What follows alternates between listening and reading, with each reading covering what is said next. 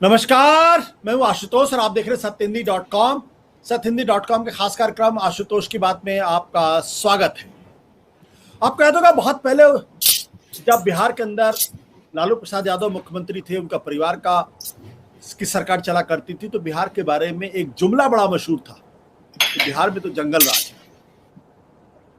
आज उत्तर प्रदेश के बारे में बड़े दुख के साथ और बड़े दुर्भाग्य के साथ एक शायद कहने पर लोग मजबूर हो जाएं कि उत्तर प्रदेश में भी जंगल राज की स्थिति पैदा हो गई है। और यह बात इसलिए कहनी पड़ रही है क्योंकि उत्तर प्रदेश के अंदर जो ब्लॉक प्रमुखों के चुनाव हो रहे हैं उसमें जिस कदर हिंसा हुई है वो अपने आप में अप्रत्याशित है और ऐतिहासिक भी है। क्योंकि भारत के चुनाव के बारे में कहा जाता था, जब से टी.एन. शेषन ने चुनाव आयोग की कमान संभाली थी उसके बाद भारत के चुनाव में कम से कम जो संसदीय प्रणाली के लिए जो चुनाव होते थे उनमें हिंसा लगभग नहीं होती थी।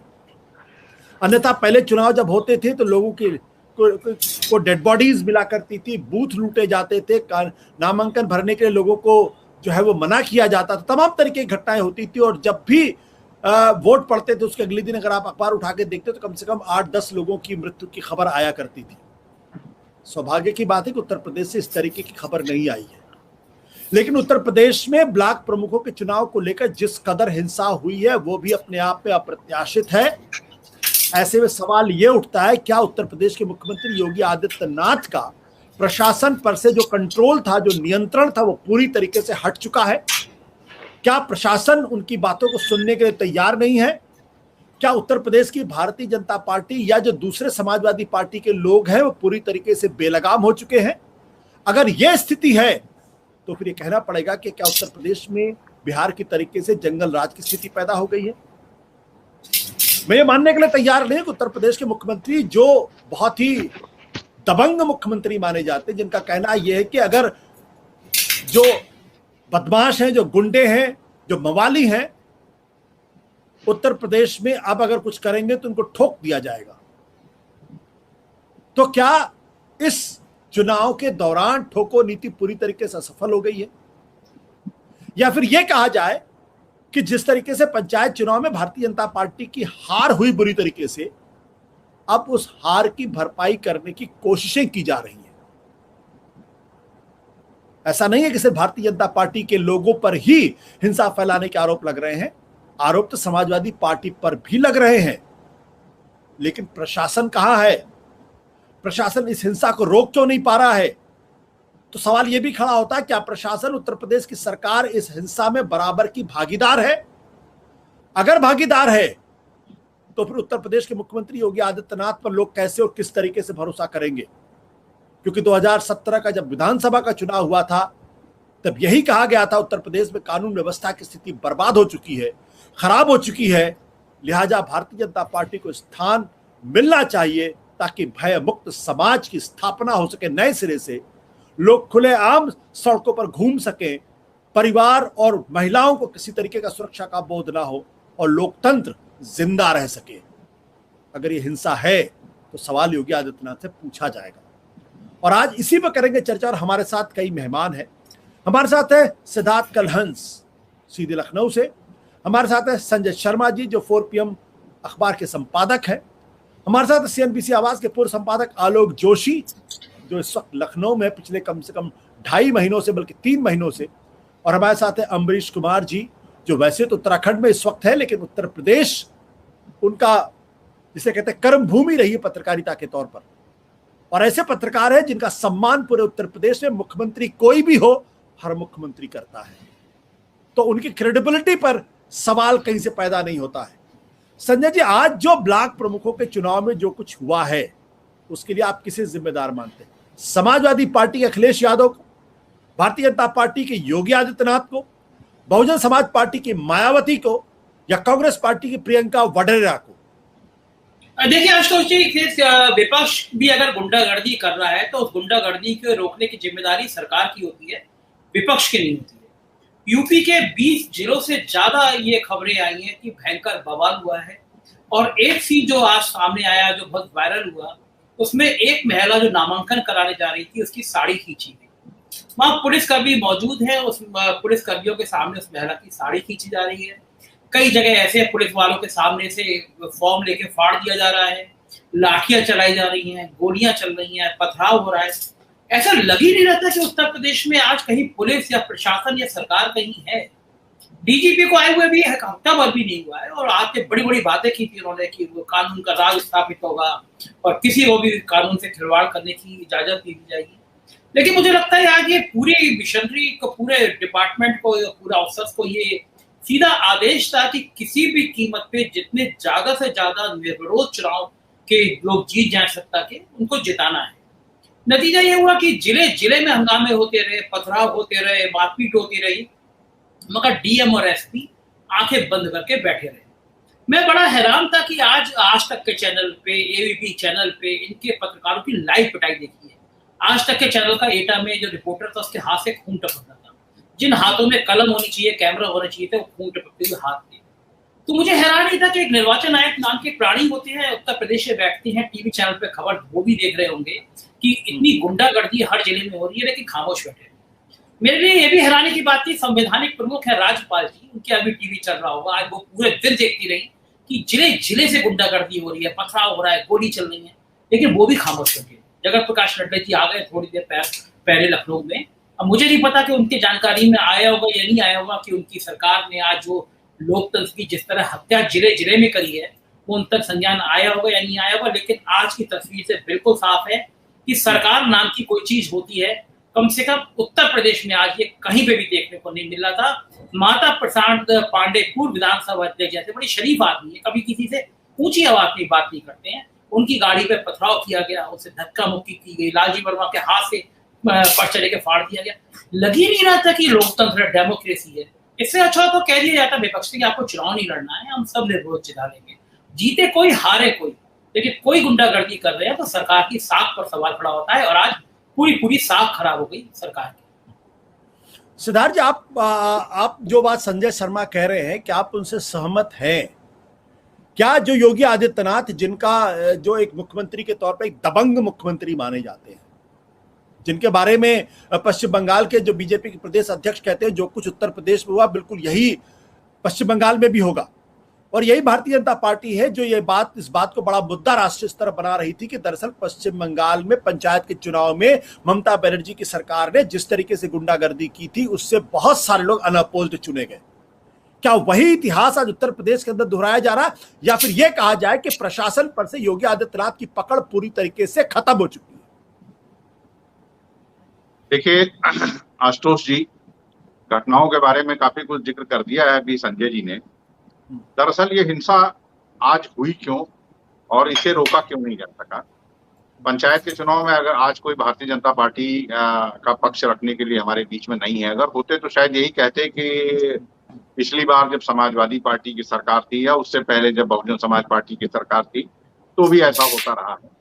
देखिए फर्क दोनों ऐसा होता रहा है, फर्क इस बार बस ये नजर आया कि पहले एक तो ये स्थानीय स्तर पे जो राजनीतिक दल होता था, जिसकी सरकार होती थी, वो अपने स्तर पर इन चीजों का प्रबंधन करते थे और कोशिश करके अपने ज्यादा से ज्यादा लोगों को जितवाने का प्रयास करते थे।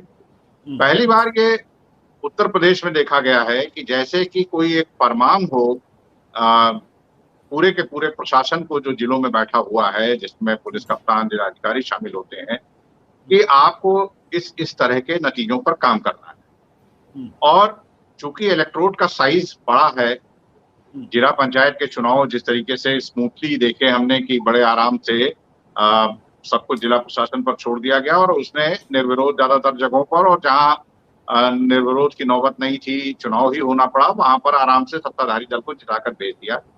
ब्लॉक प्रमुख के जो चुनाव थे वहां पर ऐसा कर पाना संभव नहीं था, तो यहाँ पर दो मशीनरी काम कर रही थी साथ साथ। एक वो सत्ताधारी राजनीतिक दल, उसका पूरा तंत्र, और उसके साथ साथ प्रशासन का पूरा तंत्र, और ये दोनों तंत्र एक साथ जब मिलकर काम कर रहे थे तो प्रशासनिक तंत्र के काम करने का अपना तरीका है और राजनीतिक दलों के काम करने का अपना तरीका है। तो राजनीतिक दल जोर जबरदस्ती दबाव उस तरह के हरकतों से जो अभी इन्होंने जिक्र किया कि लालजी वर्मा के साथ हो जा रहा है, कहीं माता प्रसाद पांडे के साथ, कई अलग अलग, कोई जिला ऐसा नहीं बचा है जिस जिले में शांतिपूर्वक लोग आए हों और नामांकन कर दिया हो, चले गए हों। तो यहाँ पर इस बार जो राजनीतिक दल सत्ताधारी दल और प्रशासन की जो जुगलबंदी के साथ ये पूरा खेल पनपा, उसकी वजह से ये घटनाएं अलग अलग जिलों में प्रकाश में आई। एक और बड़ा कारण बना, जिला पंचायत के चुनाव से सबक लेने के बाद कई जगह पर बाकायदा रजिस्टर किया समाजवादी पार्टी ने, कोशिश की कि उनके प्रत्याशियों के नामांकन दाखिल हो सके। इसके लिए जहां तक संभव हो सका उन्होंने प्रतिरोध किया, और प्रतिरोध करने के नौबत ये आई कि जगह जगह पर मारपीट की नौबत हुई, धक्का मुक्की हुआ, कई जगहों पर गोलियां चली, हथगोले चले और तमाम सारी घटनाएं जो है हुई। नामांकन पत्र फाड़े गए, छीने गए, वो उस तरह की घटनाएं हुई, क्योंकि समाजवादी पार्टी ने इस बात के तय कर लिया था कि हम अपने लोगों के नामांकन करने से रोकने नहीं देंगे। तो इन तीन वजहों की वजह से, एक प्रशासनिक तंत्र के साथ सत्ताधारी दल का जो पूरा अमला था उसकी जुगलबंदी और उसके दम पर जो चुनाव जीतने का षड्यंत्र रचा जाता रहा।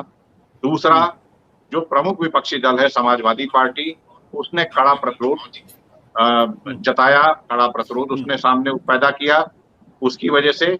और तीसरी सबसे बड़ी वजह है, सामान्य तौर पर होता ही था, इस तरह के चुनाव हम देखते रहे हैं, जिसकी सत्ता होती है उसके ज्यादा लोग जीत के आते हैं, लेकिन आमतौर पर जब वो जिला पंचायत के चुनाव, अध्यक्ष के चुनाव जीत लेते हैं तो इसका थोड़ा विकेंद्रीकरण होता था। विकेंद्रीकरण से मेरा मतलब ये था कि वो छोड़ दिया जाता था अलग अलग जिलों के अपनी पार्टी के लोगों पर कि भाई इसको कैसे आप मैनेज करते हो, उसमें थोड़ी बहुत मदद हो जाती थी प्रशासन के तौर पर। इस बार इस सब का एक केंद्रीयकरण था, एक टारगेट जैसे था। पहले हमने बयान देके, आज के अखबारों में बयान छपे हैं, उसमें कहा जा रहा है 20 से 30% तक निर्विरोध हो जाएंगे। तो आपने तय कर दिया था कि हमको कम से कम 835 में हमको 200 से ऊपर जो है लोगों को निर्विरोध चुनवाना है, और आज 100 के करीब आंकड़ा पहुंच चुका है, 102 के करीब आंकड़ा अभी 1 घंटे पहले तक जो हमने काउंट किया है पहुंच चुका है। कल नामांकन वापसी है, कल लगता है कि जो टारगेट है वो टारगेट कल पूरा होगा। इसके बाद बचा रहता है टारगेट अभी अगले 2 दिनों का, यानी कि 10 तारीख जब मतदान होगा उस दिन।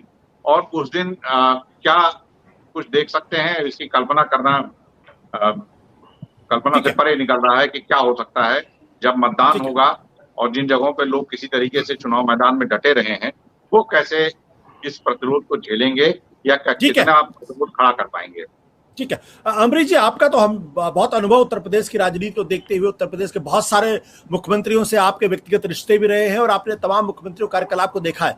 क्या आप यह मानने के लिए तैयार है कि उत्तर प्रदेश के जो मुख्यमंत्री हैं, जो बड़े दबंग मुख्यमंत्री हैं, क्या प्रशासन पर से उनका कंट्रोल पूरी तरीके से खत्म हो गया है, और चूंकि खत्म हो गया है इसलिए इस तरीके की हिंसा हो रही है? नहीं, प्रशासन पे उनका कोई कंट्रोल खत्म नहीं हुआ है, बल्कि मजबूत हुआ है। सीधी सी बात है, अगर मजबूत न होता तो आज यह हालात न होते। प्रशासन ने आज जो काम किया है वो एक राजनीतिक दल के सहयोगी के रूप में काम किया है। आज जिस प्रकार की गुंडागर्दी और लूट हुई है, पूरा चुनाव लूटा गया है।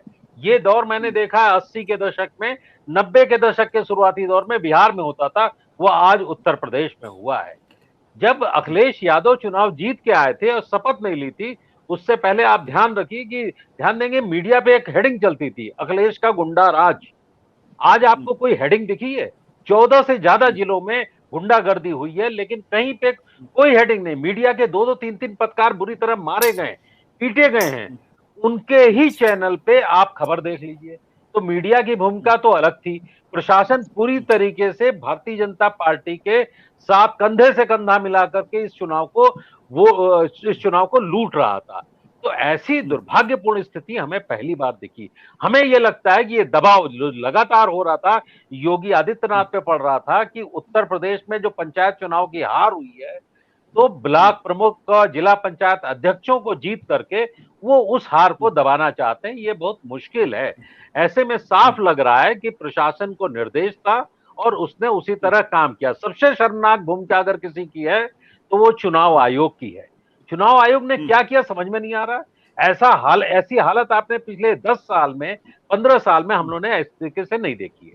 तो ये मेरा अपना मानना है कि ये सीधे चुनाव की लूट किया है, और इसके बाद हमें लगता है इसकी प्रतिक्रिया बहुत खतरनाक होगी और ये एकदम नजीर बन जाएगी कि इस तरीके से चुनाव होगा।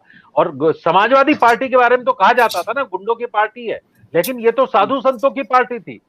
साधु संतों की गुंडागर्दी अगर इस तरीके से होगी तो जो गुंडों की पार्टी वो किस तरीके से काम करेगी उसके बारे में आप सोच सकते हैं। जी अमरीश जी, आप बहुत गंभीर बात कर रहे हैं। मुझे लगता है क्योंकि आप हम लोगों में सबसे ज्यादा आपने उत्तर प्रदेश की राजनीति को देखी हो, वीर बहादुर सिंह से लेके तमाम मुख्यमंत्रियों से आपके पर्सनल इक्वेशंस भी रहे हैं। आप जो बात कह रही है बहुत ही खतरनाक बात आप दरअसल कर रहे हैं। आपके कहने का मतलब यह कि योगी आदित्यनाथ एक मुख्यमंत्री के तौर पर दबंग मुख्यमंत्री है, उनका प्रशासन पर से कोई कंट्रोल नहीं हटा। हालांकि मेरा मानना है कि शायद उनका कंट्रोल हट चुका है, इस वजह से इस तरीके की गुंडागर्दी वहां पे हो रही है। अगर उनमें और समाजवादी पार्टी की सरकार के कार्यकलाप में फर्क नहीं है, अगर गुंडे उसी तरीके से एक्टिव है जैसे समाजवादी पार्टी के समय में एक्टिव थे, तो फिर योगी आदित्यनाथ की सरकार में, बीजेपी की सरकार में और समाजवादी पार्टी की सरकार में क्या फर्क आपको दिखाई पड़ रहा है? नहीं, कोई फर्क नहीं दिखाई पड़ रहा। बल्कि जो कांग्रेस की सरकार होती थी, अब भारतीय जनता पार्टी सभी राज्यों में करीब करीब कांग्रेस की पूरी संस्कृति ले चुकी है।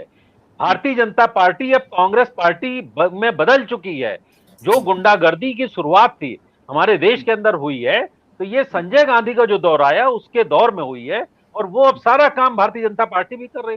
इसलिए समाजवादी पार्टी तो बात की चीज है, उससे पहले संजय गांधी का दौर था जिन पे हमला करते थे ये लोग। अब वो सारा का सारा आप देखिए, भारतीय जनता पार्टी सारे मूल्यों को, सारी नीतियों को ले चुकी है, वो कांग्रेस में बदलती जा रही है। आलोक जी, एक हमारे कई दर्शक कभी कभी ये सवाल पूछते हैं इक्का दुक्का कि भाई आपकी इस आज की बहस में जो है वो भारतीय जनता पार्टी का कोई प्रवक्ता नहीं। मैं अपने दर्शकों से साफ तौर पे कहना चाहता हूं कि भारतीय जनता पार्टी हो या समाजवादी पार्टी हो या कांग्रेस पार्टी हो या बहुजन समाज पार्टी हो, ये प्रवक्ता जब हमारे चैनल पर आते हैं तो हमारे दर्शक उनको पसंद नहीं करते, क्योंकि उनको लगता है कि प्रवक्ता अक्सर झूठ बोला करते हैं और सच बात नहीं करते हैं। और यहाँ पे जो लोग आते हैं वो दरअसल विश्लेषण समझने के लिए ही आते हैं। हम जरूर चाहेंगे कि भारतीय जनता पार्टी के वो प्रवक्ता आए जो सच बोले और कहें कि आखिर ये हिंसा वहां पे उत्तर प्रदेश में क्यों हो रही है। बट आलोक जी, जो सवाल है वो सवाल बड़ा महत्वपूर्ण है कि अगर ये चुनाव के दौरान ब्लॉक प्रमुख के चुनाव में अगर ये हिंसा हो रही है तो आने वाले विधानसभा चुनाव में क्या होगा, आप समझ सकते हैं? नहीं, इसमें एक फर्क है। देखिए, जब विधानसभा का चुनाव होता है या लोकसभा का चुनाव होता है तब प्रशासन करीब करीब चुनाव आयोग के नियंत्रण में चला जाता है। और ये जो चुनाव हैं, इनमें जो मेरी जानकारी है कि ये जो राज्य चुनाव आयोग है या राज्य चुनाव कार्यालय है, वो उस तरह का चुनाव आयोग नहीं होता है, वो सरकारी अफसर के अंदाज में चलाता है। दूसरा, आपने अपने ओपनिंग कमेंट में कहा था प्रशासन है कहाँ, तो प्रशासन आपको आज की जितनी तस्वीरें आप देखें, आप जितने वीडियो आप देख लीजिए, उनमें सब में आपको प्रशासन दिखाई पड़ेगा। कहीं प्रशासन चुपचाप खड़ा है, कहीं प्रशासन दूसरी तरफ देख रहा है, कहीं प्रशासन खुद अपनी खोपड़ी बचा रहा है कि इसके ऊपर पत्थर या गोली न लग जाए।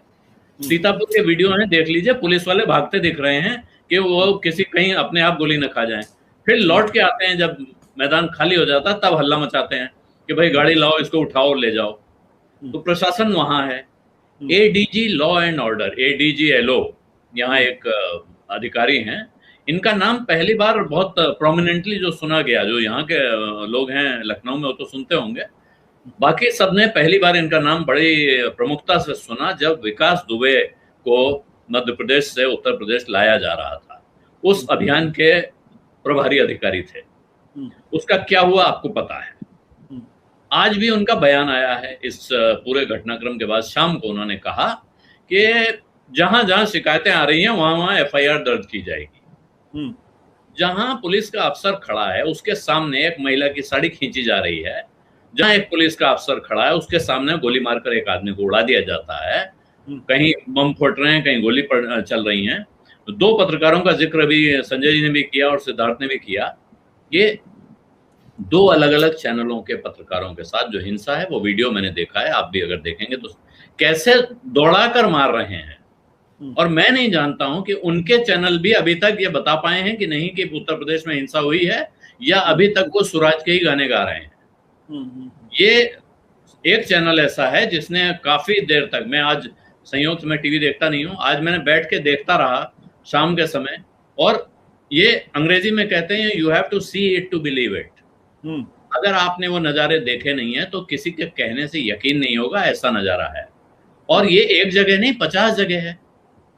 लगभग 4 दिन पहले की एक सूचना आई थी हम लोगों के जो व्हाट्सएप ग्रुप हैं पत्रकारों के, उसमें एक पत्र आया था। पुलिस के थानेदार को जिला के कप्तान की तरफ से ऑफिशियल कम्युनिकेशन गया है कि आपके इलाके में जो वीडीसी के सदस्य चुने गए हैं उनका पता लगाइए, उनकी पड़ताल कीजिए और उनका ब्यौरा लेके आइए, और उनके रिश्तेदारों का भी, और एक वीडियो, एक टेलीफोन रिकॉर्डिंग चली है जिसमें उस सज्जन को पुलिस ढूंढ रही है, उनके घर गई है। कोई दूसरा नेता पुलिस से पूछ रहा है, भाई इनके घर आप क्यों गए थे? कहा साहब वो चुनाव जीते हैं। अगर चुनाव जीते हैं तो क्या हो गया? नहीं, उनकी तलाश चल रही है। तो क्यों तलाश चल रही है बता दीजिए। इस सवाल का जवाब पुलिस नहीं दे रही है। पुलिस क्यों इन सदस्यों को ढूंढ रही थी, पुलिस क्यों उनकी पड़ताल कर रही है, इस सवाल के जवाब में सब कुछ छिपा है। और आप कह रहे हैं कि योगी आदित्यनाथ का प्रशासन पर से नियंत्रण कम हो गया है। मुझे लगता है जिस चीज का नियंत्रण प्रशासन से, अफसरों से कम हुआ है वो भारत का संविधान है। अब वो लोग संविधान की शपथ लेते होंगे नौकरी शुरू करते समय, लेकिन वो नौकरी किसी और की बजा रहे हैं। उनको भारत के संविधान से या अपने कर्तव्य से उनका कोई संबंध नहीं रह गया है। बिल्कुल आलोक जी, मैं आपकी राय से पूरी तरीके से असहमत हूं, क्योंकि मेरा मानना है कि आरएसएस का, भारतीय जनता पार्टी का इस देश के संविधान में पूरी तरीके से यकीन है। वो उसी तरीके से यकीन करते हैं जैसे देश के दूसरे राजनीतिक दल या राजनीतिक पार्टियां यकीन करती हैं। मैं आरएसएस और भारतीय जनता पार्टी की बात नहीं कर रहा हूँ, मैं प्रशासन की बात कर रहा हूँ, सरकारी हमले की बात कर रहा हूँ। नहीं, बट वो प्रशासन तो जो सरकार, जो पार्टी सरकार में उसके हिसाब से चलते हैं ना। तो मैं दूसरी बात कह रहा हूं। मैं इस बात को कह रहा हूं कि मैं ये भी मानने के लिए तैयार नहीं कि उत्तर प्रदेश के मुख्यमंत्री, जो दबंग मुख्यमंत्री हैं, उनका प्रशासन पर से नियंत्रण कम हुआ है।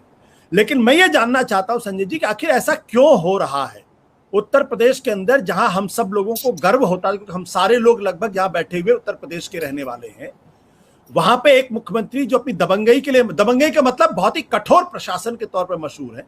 जब सीएए का आंदोलन हुआ उस वक्त क्या स्थिति हुई सबको मालूम है। तो ऐसे चीजें उनके हाथ से क्यों स्लिप कर रही हैं, क्यों कंट्रोल नहीं कर पा रहे हैं, क्या कारण है?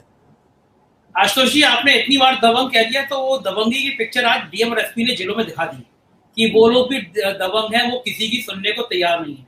एक मैसेज था कि अब कुर्सी बचानी है तो वही करना है जो सरकार चाहती है, जो आका चाहते हैं। और आका चाहते हैं कि जैसे सिद्धार्थ भाई ने कहा 20-25% निर्विरोध होने चाहिए। उत्तर प्रदेश के जिलों में डीएम और एसपी की कुर्सी बड़ी महत्वपूर्ण होती है। एक बार पिछले जो डीजीपी थे उनके टाइम में एक आईपीएस ने जारी कर दी थी 80 लाख रुपए लेके पोस्टिंग होती है। तो जिलों में रहना है तो ये बात साबित करना है कि हमारे जिले से कितने निर्विरोध चुन के चले गए। आजकल निष्ठाएं केवल इस बात की होती हैं, संविधान की नहीं होती हैं।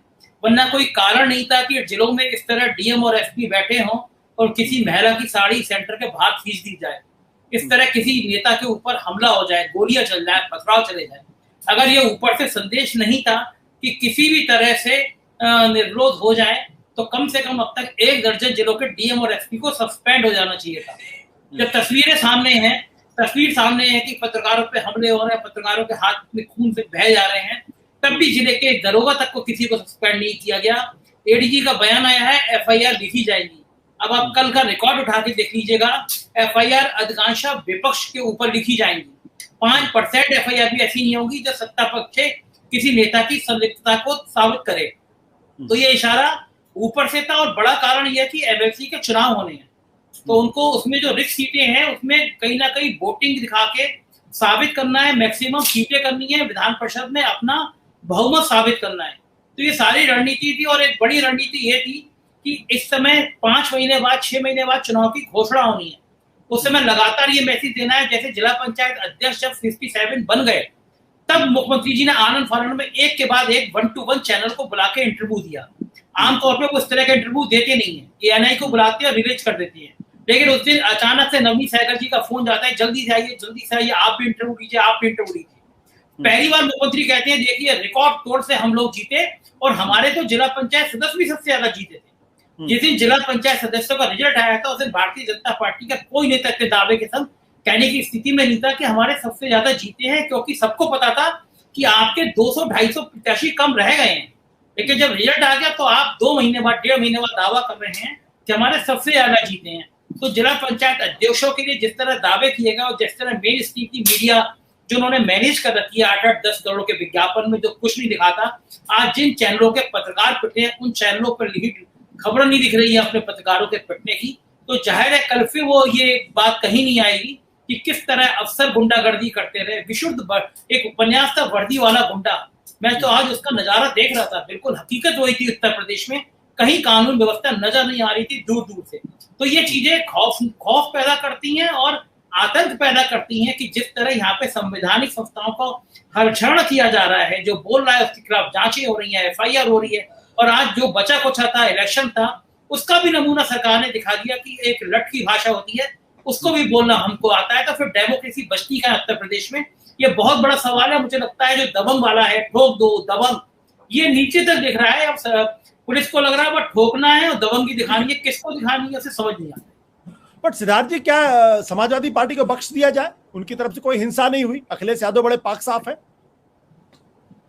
मैंने आपको पहले ही बताया कि इस बार जब ब्लॉक प्रमुख के नामांकन की शुरुआत हुई तो समाजवादी पार्टी ने अपनी पूरी तैयारी कर रखी थी कि इस बार हम पिछली बार की तरह शिकार नहीं बनेंगे, अपने लोगों के नामांकन ज्यादा से ज्यादा करवाएंगे, कोशिश करेंगे, अपने लोगों को जोड़ के रखेंगे और हम भी एक चुनाव में अपनी ताकत दिखाएंगे।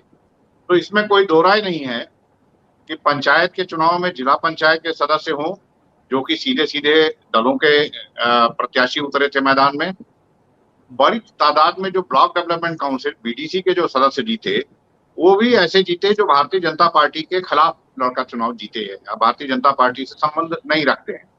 तो अपने कुनबे को बचाने के लिए इस बार समाजवादी पार्टी की अपनी पूरी तैयारी थी। ये अलग बात है कि ज्यादातर जगहों में चूंकि दूसरी तरफ प्रशासन और एक राजनीतिक दल दोनों की जुगलबंदी साथ चल रही थी और दोनों लोगों ने जो कहा अभी अमरीश जी ने और संजय जी ने, देखिए कोई प्रशासन पर से पकड़ उकड़ ढीली नहीं हुई है। प्रशासन से जो अपेक्षा की गई थी, प्रशासन उन अपेक्षाओं पर खरे उतरने का पूरा प्रयास कर रहा है और पूरी ताकत से लगा हुआ है। उससे ये अपेक्षा की गई थी कि मैंने जो कहा ना कि केंद्रीयकृत किया गया है ब्लॉक प्रमुख के चुनाव को पूरी तरीके से, सेंट्रलाइज तरीके से। ये मैसेज है कि आपको इतने इतने लोगों को निर्विरोध चुनाव जितवाकर भेजना है। जिन जगहों पर आरक्षित पद हैं कम से कम वहां तो संघर्ष की नौबत नहीं आनी चाहिए। अनारक्षित कई पद हैं जहां पर ये छोड़ दिया गया है कि भाई ठीक है यहाँ पर लड़ लेने दो, तो उन जगहों पर आज मैं सूची देख रहा था वहां पर 3-3, 4-4 प्रत्याशी हैं। लेकिन ये टारगेट दिया गया है और उस टारगेट के अनुरूप बाकायदा काम हो रहा है। समाजवादी पार्टी को ये बात पहले से मालूम थी। समाजवादी पार्टी ने प्रतिरोध की पूरी कवायद की। हालांकि ज्यादातर जगहों पे जैसा संजय जी बता रहे हैं, कल हो सकता है कि FIR में ज्यादातर FIR विपक्षी दलों के नाम हो जाए, लेकिन आज जो हुआ है कुछ एक जिलों को छोड़ दीजिए तो ज्यादातर जगहों पर प्रशासन और सत्ताधारी पार्टी दोनों की तरफ से पिटने का काम या पिटाई करने का काम वो समाजवादी पार्टी के लोगों का ही हुआ है। पर्चे छीनने की जो जितनी भी खबरें आई हैं, एक स्थान की खबर बाकी और पता नहीं कहाँ कहाँ आई है मुझे नहीं मिला। एक ही जगह मुझे ऐसा पता चला जहां भारतीय जनता पार्टी के प्रत्याशी के पर्चे को छीनने की कवायद की गई, प्रयास किया गया। ज्यादातर जगहों पे जहां पर पर्चे छीन लिए जा रहे थे, जहां पर नामांकन नहीं करने दिया जा रहा था, वो ज्यादातर जगहों पर ऐसा समाजवादी पार्टी के साथ ही हो रहा था, जो कि इन चुनाव में दलगत आधार पर लड़ रही है। बहुजन समाज पार्टी और कांग्रेस पार्टी, देखिए समाजवादी पार्टी के समय की गुंडागर्दी की बहुत बातें हो रही थी। पिछली बार के जब चुनाव के नतीजे आ गए तो अलग अलग दलों ने प्रेस कॉन्फ्रेंस की थी। अरे भाई, कांग्रेस जो चौथे नंबर की पार्टी है उसने भी बाकायदा लिस्ट जारी की थी, उसके भी 52 ब्लॉक प्रमुख जीत गए थे। बहुजन समाज पार्टी के तमाम ब्लॉक प्रमुख जीत गए थे। इस बार ये दोनों दल कहीं है ही नहीं है मैदान में। इस बार तो केवल हिम्मत कर पाई है समाजवादी पार्टी लड़ने की। तो इस तरह से संस्थागत तौर पर इन चुनावों के अपहरण का जो पूरी कवायद की गई है, इन चुनावों को मैनेज करने प्रबंधन की जो कवायद की गई है, ये दिक्कत इस बात की है कि आज से पहले कभी हर बार के चुनाव में दबंगई की जाती थी, इस तरह के कुछ घटनाएं भी होती थी, लेकिन संस्थागत तरीके से चुनावों को मैनेज करने का ऐसा प्रयास अब से पहले नहीं देखा। खुद इनकी भी जब सरकारें रही हैं तब भी ऐसा हुआ है, लेकिन ये संस्थागत तरीके से नहीं हुआ कि जहां पर बाकायदा प्रशासन के पास टारगेट, प्रशासन की सब्सिडियरी आर्मी के तौर पर सत्ताधारी पार्टी काम कर रही है। तो इस तरह से जो है कहावत है, बाघ के साथ बंदूक। आप जो बात बार बार कह रहे हैं, आखिर इसकी जरूरत क्यों पड़ रही है? ये प्रशासन की वजह से संस्थागत तरीके से चुनाव को मैनिपुलेट करने की जरूरत क्यों पड़ रही है? इसका असली कारण क्या है? देखिए, 1 दर्जन बार हम लोगों ने इस बात पर बहस की कि योगी आदित्यनाथ का भविष्य क्या होगा, क्या उनके साथ सलूक किया जाएगा, किन शर्तों पर, किस करारनामे के बाद उनको अभयदान दिया गया या उन्हें बनाए रखा गया। तो जाहिर सी बात है कि इन लगता है कि सिद्धार्थ से हमारा संपर्क टूट गया। आलोक, के सवाल का जवाब आप देना चाहेंगे जो बात सिद्धार्थ से मैंने पूछी थी? अपने को अनम्यूट करें आप। एक महत्वपूर्ण बात उसमें ये भी रही होगी कि हम ठीक है, हमने पंचायत के चुनाव में हमारा प्रदर्शन खराब रहा, लेकिन जो महत्वपूर्ण पद होते हैं जिला पंचायत के अध्यक्ष, सिद्धार्थ जी आपका संपर्क बार बार नेटवर्क पे टूट रहा है। आलोक, आप जवाब दे सकते। आलोक, सॉरी। हाँ, तो मुझे देखिए आशुतोष, ये बात साफ दिख रही है। अगर मेरी और ये हम लोग अगर दफ्तरों की आप याद करें कि जो आदमी अपना, या स्कूल कॉलेज का देख लीजिए, जिस बच्चे ने पढ़ाई अच्छी की होती है वो ज्यादा उधम नहीं मचाता है। वो मास्टर सामने आए तो उस समय वो सीधे जवाब देता है। जिसको सवाल का जवाब नहीं मालूम है वो इधर उधर की बातें करता है या कुछ हरकत करता है। कई बार तो ऐसा भी करता है कि क्लास में कोने में आग लगा दे ताकि क्लास भंग हो जाए। तो आपको जब ये डर होता है कि इस चुनाव में सामान्य रास्ते से आप जीत नहीं सकते हैं, तभी आप इस तरह की हरकत पे आएंगे। जो पार्टी इतनी आत्मविश्वास से भरी हुई थी कि साहब हम तो स्वीप कर जाएंगे, 300-400 में से 400 सीटें ले लेंगे, लोकसभा में 350 से ऊपर ले जाएंगे, वो अगर एक पंचायत चुनाव में शुरुआती दौर की हार के बाद, मूल बात ये घबरा से गए हैं। उनको समझ में नहीं आ रहा है कि क्या करें। जिसने हार का इस अंदाज में स्वाद चखा ना हो उसको आदत नहीं होती है। शेयर बाजार में कहा जाता है कि मुनाफा तो सभी लोग कमा के घर ले जा सकते हैं, जो घाटा झेल सकता है वो बाजार में टिका रह सकता है। यहाँ संकट यह है कि वो छोटी मोटी हार भी बर्दाश्त नहीं हो रही है। उसको देख के इन्हें लगने लग रहा है कि कहीं आगे बड़ी हार तो नहीं आ रही है। तो ऐसा करो कि विंडो ड्रेसिंग करते हैं, हम इस हार को जीत में बदल के दिखा देंगे। क्योंकि केंद्र से भी दबाव पड़ रहा है। जो बात अभी सिद्धार्थ ने कही, बार बार चर्चा होती है कि साहब यूपी जा रहा है तो सेंट्रल गवर्नमेंट बदलेगी, इसमें से कोई दूसरे लोगों को लाएगी। तो उसके बजाय हम ये दिखाएं कि नहीं बहुत मजबूत चल रहा है, सब अच्छा चल रहा है, जो जैसा आप, वरना चुनाव के दिन ऐलान होता है कि भाई हम इतनी सीट जीत गए। आपको महीना भर लगता है ये हिसाब बताने में कि हम इतना जीते हैं। जब आपने मैनेज कर लिया, बिना पार्टी सिंबल के लड़े हुए प्रत्याशियों में कौन किधर था और किधर आ गया, बाद में तो आप पोस्टमार्टम करके निकाल नहीं सकते हैं। अब तो जिसने जिधर वोट दे दिया वो उधर है। तो उन्होंने जिला पंचायत अध्यक्ष चुनवा लिया है और उसके बाद ऐलान कर दिया कि देखिए हमने क्या ऐतिहासिक जीत दर्ज की है। तो ये मूल रूप से अपने केंद्रीय नेतृत्व को और खुद को भ्रमित करने की कोशिश है। क्योंकि जनता तो अगर नाराज है और वो आज नाराज 2022 तक नाराज रहने वाली थी, तो इस नतीजे को देख के उसमें कोई फर्क पड़ने नहीं जा रहा है। हाँ, ये विधान परिषद की सीटों में स्थानीय निकाय की कुछ सीटें होती हैं, उनको मैनेज करने में शायद सफलता हासिल हो जाए। पर संजय जी, बार बार इस बात का जवाब आ रहा कि भाई प्रशासन से मिली भगत है, तो क्या उत्तर प्रदेश के अंदर जो ब्यूरोक्रेसी है उसे पूरी तरीके से सरेंडर कर दिया है? जो डीएम है, जो आईपीएस ऑफिसर हैं, जो बड़े बड़े पदों पर बैठे हुए लोग हैं, क्या वो पूरी तरीके से एक पार्टी विशेष के सदस्य बन गए हैं जो इस तरीके से हरकत कर रहे हैं? क्या उनको इस बात का एहसास नहीं है कि दरअसल उन्होंने संविधान की शपथ ली थी और देश के नागरिकों की रक्षा की बात की थी? आशुतोष जी, आज 2 अफसरों से मेरी बात हुई, दोनों आजकल सामाजिक सरोकारों के लिए चर्चा में हैं, डॉक्टर एसपी सिंह और एसआर दारापुरी जी से आज मेरी बात हुई और दोनों ने ये कहा। एक बार सूर्य प्रताप सिंह जी ने, दोनों रिटायर्ड है, मुखर है।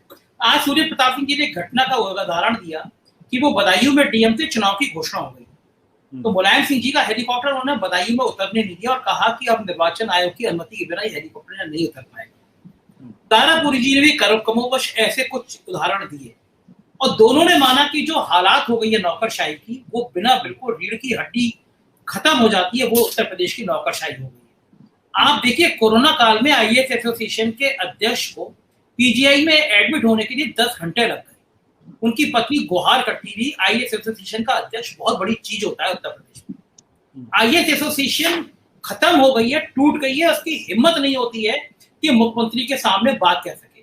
एक और किस्सा मैं बताऊंगा आपको। एक हर साल एक डिनर करती है आईएएस एसोसिएशन। 2 साल पहले जब डिनर हुआ तो उस डिनर से नॉन वेज और ड्रिंक्स हटा दिए। उनका अपना फंक्शन होता है। केवल कहा नहीं किसी ने, जैसा हम लोग मीडिया के लिए कहते हैं कि आपसे झुकने को कहा, आप लेट गए, रेंगने लगे, वो यार अफसरों का हो गया है। उनसे कहा नहीं किसी ने, लेकिन वो अपने खाने और अपने पीने पे भी अघोषित नियंत्रण रख रहे हैं। तो ये अघोषित आदेश है कि अगर आपको जिलों में रहना है तो आपको ये करना ही है। तो ना कहे तो, ना कहे तो उनको समझ में आ गया है कि ये 5 महीने अगर उनको जिले में रहना है तो आपको ये सब करना है। तो उसी का नतीजा है कि आज उन्होंने सारा संविधान की कसम भूल गए, वो लोग संवैधानिक मर्यादा भूल गए, नियम भूल गए, आदेश भूल गए, और उन्होंने वही किया जो एक गुंडे लोग करते हैं। आज अफसरों ने सारी लोकतंत्र की मर्यादा को तार तार होने दिया और वो शांत होके ये सब देखते रहे, उनकी आंखों के सामने लोकतंत्र लुटता रहा। बिल्कुल संजय जी, सिद्धार्थ, आलोक, ये दुखद विषय है। दुखद इसलिए क्योंकि जब 1947 में देश आजाद हुआ था तो भारत की ब्यूरोक्रेसी को स्टील फ्रेम ऑफ इंडिया कहा गया था कि नेता कोई भी हो, सरकार कोई भी हो, पार्टी किसी की भी हो, लेकिन ये देश के किस सरकार को चलाने का काम करेंगे। अगर आज उत्तर प्रदेश के अंदर स्थिति ऐसी पैदा हो गई कि उत्तर प्रदेश के जो डीजीपी रैंक पर बैठे हुए अफसर हैं, जो चीफ सेक्रेटरी और गृह सचिव के पदों पर बैठे हुए लोग हैं, अगर लोग उनसे नाउम्मीद हैं और वो मुख्यमंत्री या सरकार के सामने पूरी तरीके से सरेंडर कर रहे हैं, तो उनको इस बात का एहसास होना चाहिए कि जब रात को अपने घर जाते होंगे तो शीशे में अपनी चेहरा कैसे देखते होंगे और अपने बच्चों के सामने वो कैसे बात करते होंगे, क्योंकि उन्हें इस बात का एहसास जरूर होता होगा कि कुछ ना कुछ तो गलत वो कर रहे हैं। क्योंकि लोकतंत्र जिंदा रहेगा अगर ब्यूरोक्रेसी जो है वो इंडिपेंडेंट रहे, ब्यूरोक्रेसी किसी राजनीति और किसी मुख्यमंत्री के दबाव में ना आए, भले ही मुख्यमंत्री कितना ही दबंग क्यों ना हो। नमस्कार, धन्यवाद, शुक्रिया।